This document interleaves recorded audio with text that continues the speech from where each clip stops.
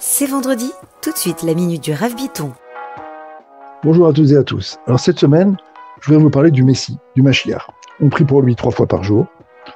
On invoque et on demande sa venue, celle de Eliyahu Hanavi, du prophète Eliyahu et du Mashiach, tous les mots de fait Shabbat à toutes les sorties de Shabbat. Il est très présent dans nos consciences. Le Rambam Maïmonide nous explique que ça fait partie des 13 articles de la foi d'attendre le Mashiach chaque jour. Et donc c'est un peu le centre, qu'un des centres vitaux de la foi juive. Alors je vais vous raconter l'histoire parce que finalement tout le monde se demande quand est-ce qu'il va venir et comment il va venir. Il y avait un homme qui une fois voulait voir Eliyahu Hanavi, le prophète Eliyahu Hanavi qui va nous annoncer la venue du Mashiach. Alors il est parti voir son Rav et il lui a dit je voudrais voir Eliyahu Hanavi. Et son Rav lui a dit écoute, il y a une femme qui est très pauvre, qui habite à quelques kilomètres d'ici, va chez elle et tu verras Eliyahu Hanavi. Et donc l'homme se rend chez elle avant Shabbat, il est chargé de paquets, de nourriture, de bonbons, de gâteaux, etc. Il arrive, il trouve la famille dans un piteux état, une famille très pauvre, et la femme lui propose d'aller dormir dans la grange.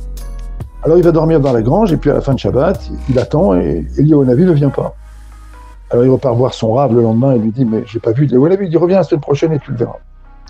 Et là notre homme revient la semaine d'après, il trouve à nouveau la maison, les enfants en haillons, la maison pauvre, les vitres cassées, et il entend les enfants qui pleurent « maman, on n'a rien à manger, c'est Shabbat dans une demi-heure ».